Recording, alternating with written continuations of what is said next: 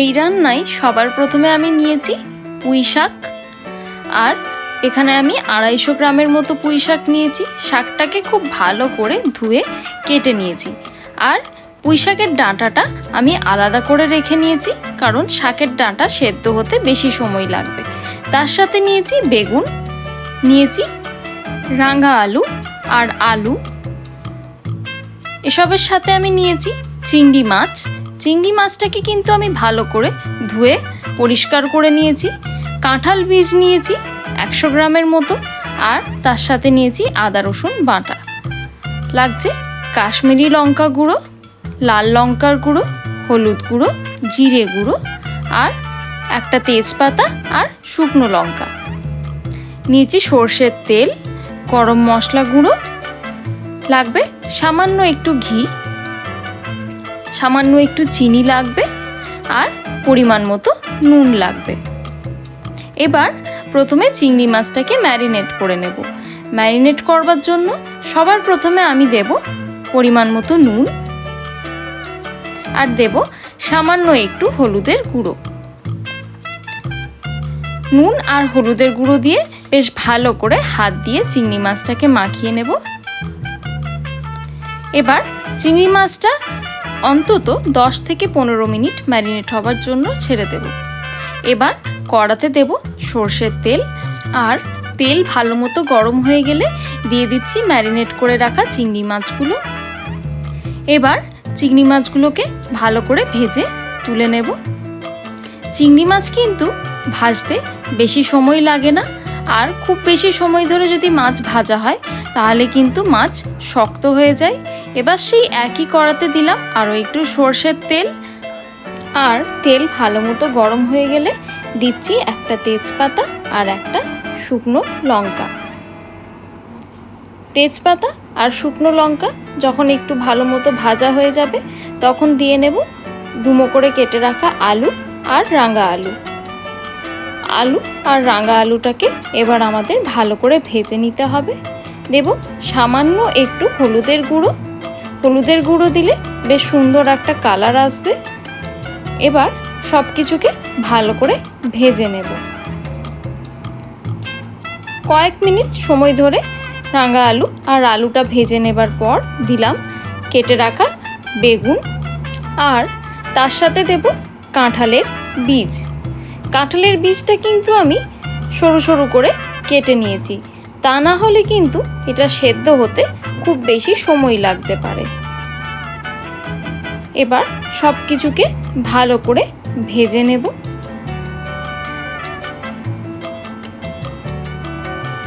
এবার আরও একটু হলুদের গুঁড়ো দিয়ে দিচ্ছি, আর দেব পরিমাণ মতো নুন।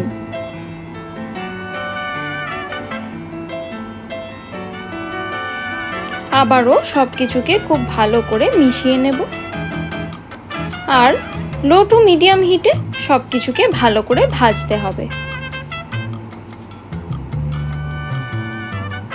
বেশ 4 থেকে 5 মিনিট সময় ধরে বেশ ভালো করে সব কিছুকে ভেজে নেওয়ার পর আমি লো হিটে এটাকে চাপা দিয়ে রান্না করব। 5 মিনিটের মতো রান্না করে নেবার পর চাপা খুলে নিয়ে দেব কুচনো পেঁয়াজ আর আদা রসুন বাটা, আর পুঁই শাকের ডাঁটাগুলোও দিয়ে দেব। এবার সব কিছুকে আবারও ভালো করে নাড়াচাড়া করে আমি কিন্তু চাপা দিয়ে আবারও রান্না করছি।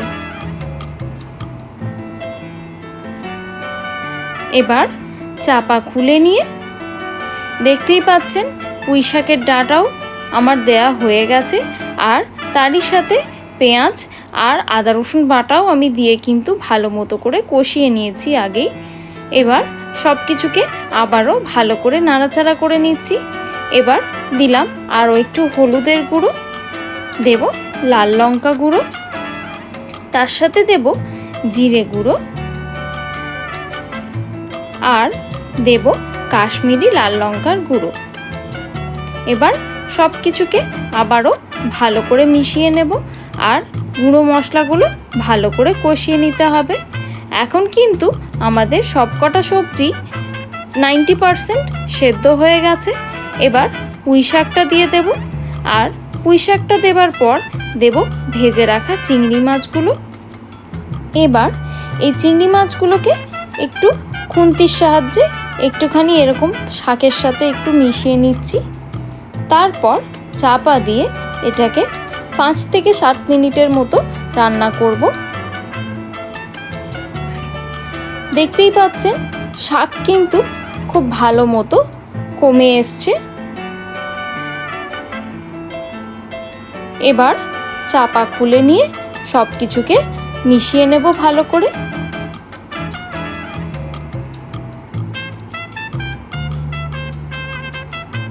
আর এই রান্নায় কিন্তু শাকের থেকে খুব ভালো পরিমাণে জল বেরোবে। এই পর্যায়ে আপনারা নুনটা চেক করে নিতে পারেন। এবার আবারও সব কিছুকে আমি ভালো করে মিশিয়ে নিচ্ছি। আর যেহেতু শাকের থেকে খুব ভালো পরিমাণে জল বেরিয়েছে, সেই জলেই আবারও সব কিছুকে ভালো করে রান্না করব। তাই চাপা দিয়ে আরও 5 থেকে 7 মিনিট রান্না করলাম।